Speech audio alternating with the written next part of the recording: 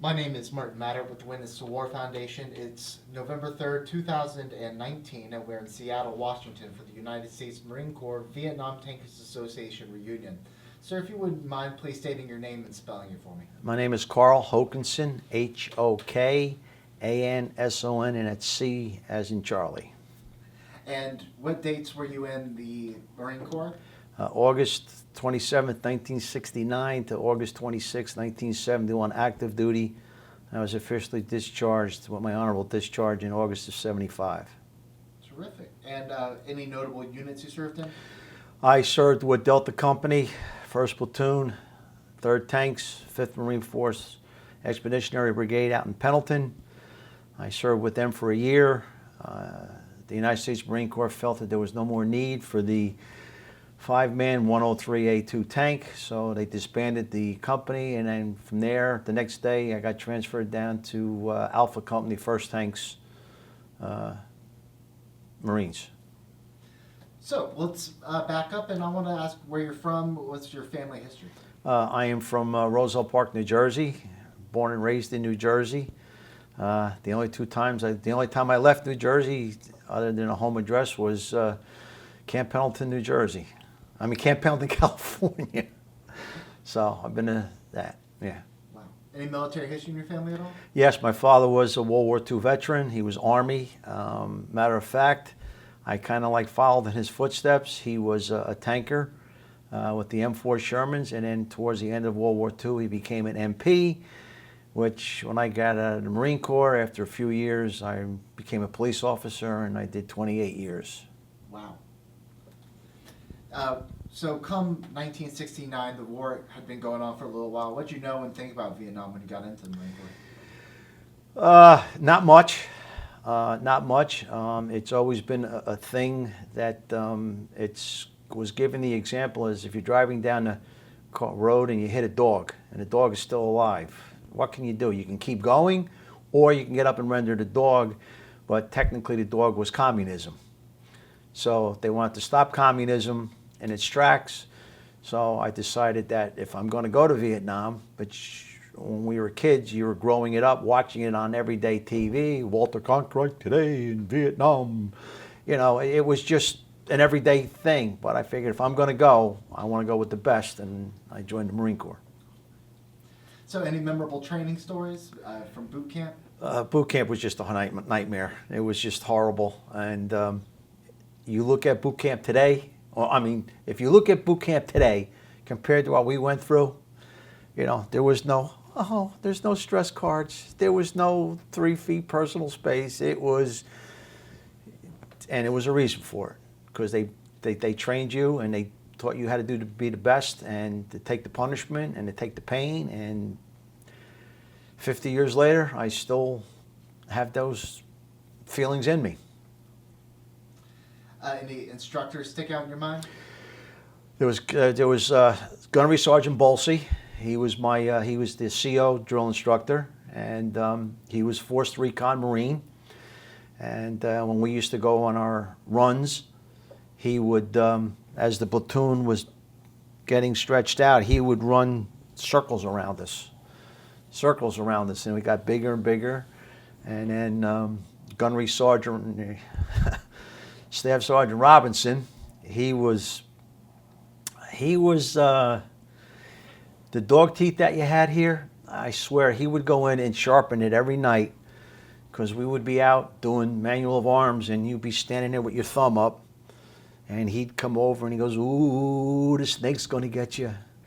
Ooh, the snake's going to get you." And then he clamped down on that thumbnail with that dog teeth to the neck, and you never ever put your thumb out again. So those are the 2 I remember the most. So they trained you for tankers, yeah?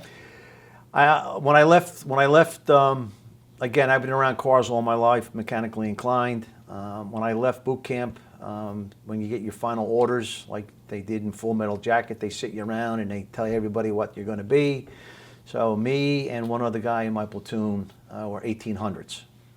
So they originally were going to put us in Amtraks, but when we got out to Del Mar, we lined up and counted off, and U-12 go there, U-12 go there, and I wound up becoming an 1811 tank crewman.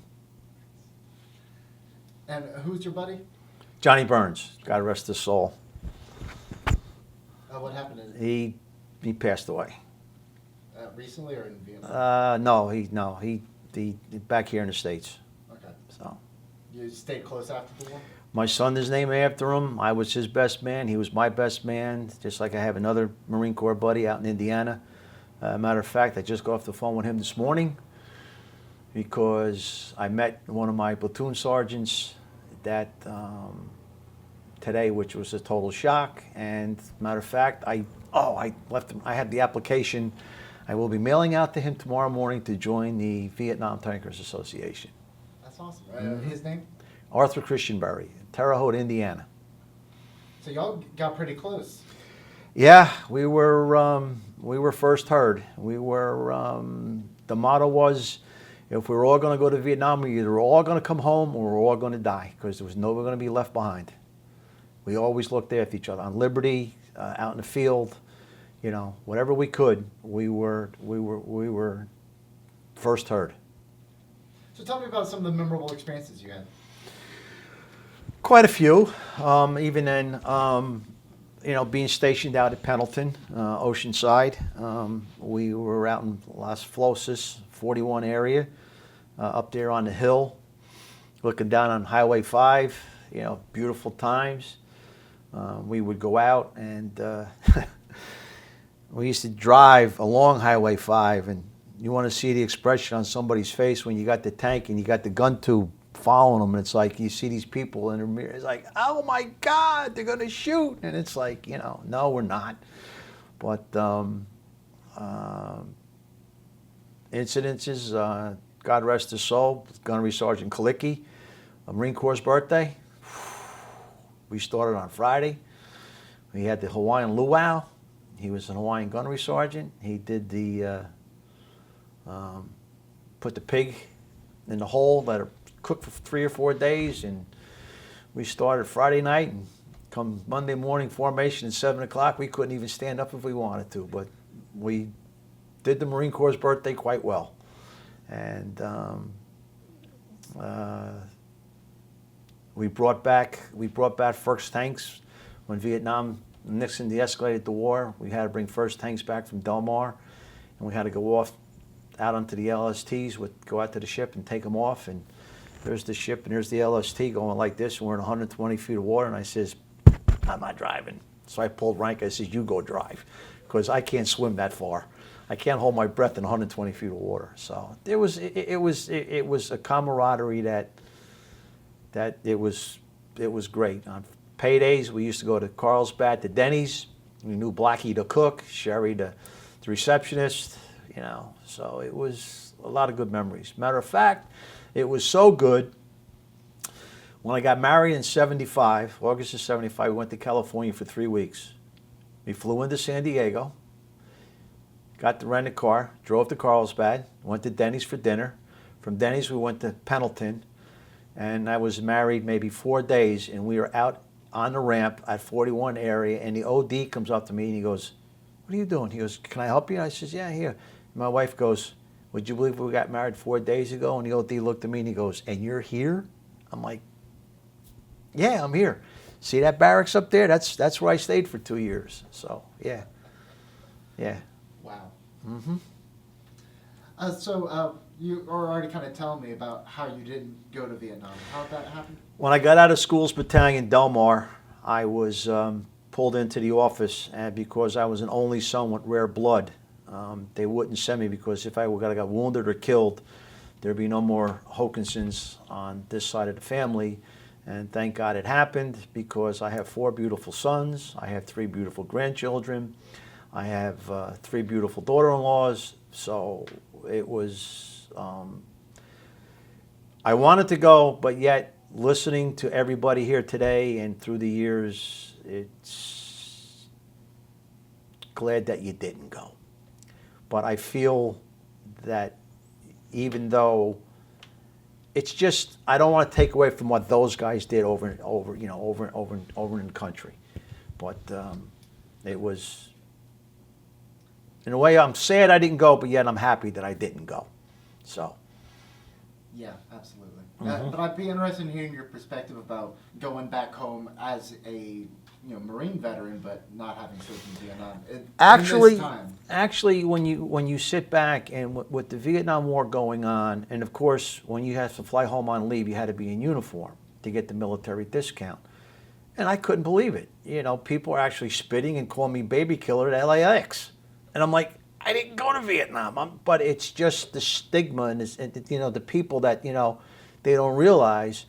And this is the thing that I feel so bad about these guys, that they never got the recognition that they should have deserved. The Desert Storm guys and all these guys now, they're like, oh, no problem. But, but they were doing what they were told. They were doing what their country and what the Marine Corps taught us.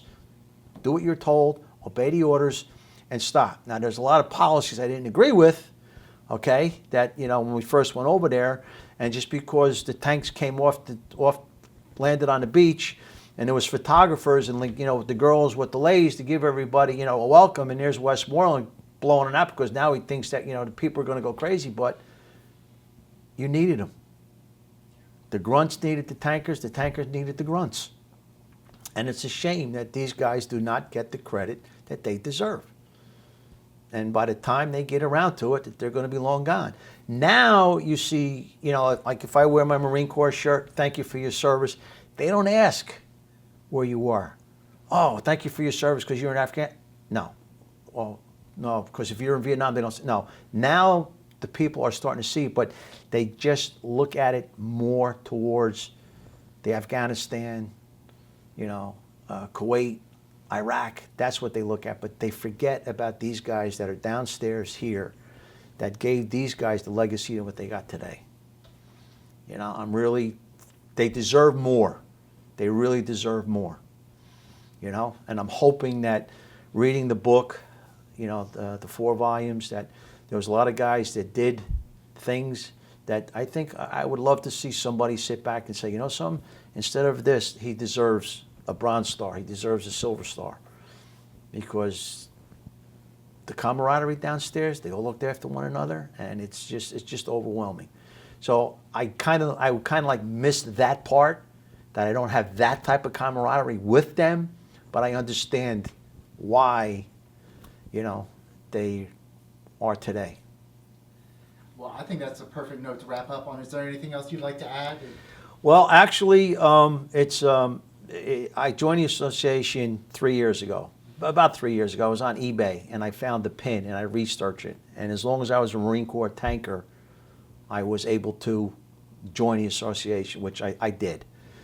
I tried to get to the St. Louis, but I was the mayor of my town at that time, and I had obligations that I couldn't go. But I have plans of trying, as long as God gives me good legs, good health, I'm going to make every one that I can from this day forward, because Thursday night when I checked in, Belmo, hey, Carl, how you doing? I haven't seen him in 48 years. Thursday night, I'm sitting down, hey, you mind if I join you guys? And all of a sudden I go to sit down, the guy looks at my tag and he goes, I know you. How do you know me? He goes like this, Ron Colucci. We grew up 2 blocks from each other. He graduated in 69. I graduated in he graduated in 68. I graduated in 69. He became a Marine Corps tanker. I became a Marine Corps tanker. I haven't seen him in 50 years. But I saw him here. We've been palling around all day. Okay? And then reading the fallen tracks, okay? Forgotten tracks. Oh, John Weir's going to kill me. All of a sudden, I see Chief Warrant Officer Robert Mbisi. Well, Robert Mbisi was me back in Operation 1, back in 70, out in the Mojave Desert. I called him. He lives out in Montana. He turned me on to Bob Peavy. I read their book, Pray for Slack. And today, I turned around at the board downstairs, and there's Staff Sergeant Cecil, the guy who brought in Leisure Lady. And oh, where are you from? I'm from Jersey. What part of New Jersey? I said, Roselle Park, Union County. He goes, I was a cop in Clark, 2 towns over. He now lives out in Mission Bay. It's like, it's mind-blowing. When I saw Staff Sergeant Cecil this morning, well, he retired as a Master Sergeant, I was breathless. I couldn't talk. The camaraderie, it's like, here it is. The history that it's here. So it's been a great reunion, and I have plans of attending everyone as long as I have the health to do it, and it's just great. Absolutely. Well, thank you so much for taking the time to share these stories with me. It's an honor and a pleasure, but more importantly, thanks for your service. Thank you, sir. Thank you.